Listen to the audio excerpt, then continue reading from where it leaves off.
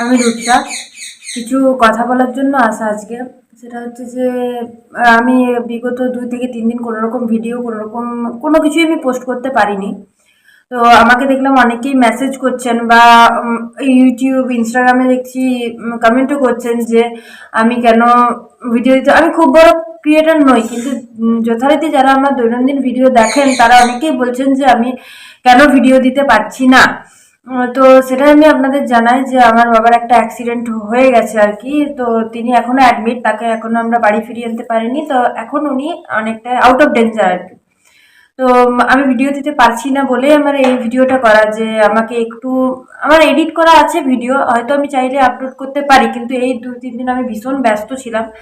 তো সেই ব্যস্ততার কারণেই আমি আপলোড করতে পারিনি। এখন যেহেতু আমার বাবা অনেকটাই স্টেবল জায়গায় আছে বা অনেকটাই আউট অফ ডেঞ্জার বললাম, তো অপারেশন হয়ে গেছে, এখন তিনি অনেকটা সুস্থ। আমি এরপরে আবার ভিডিও আগের মতো আপলোড করব।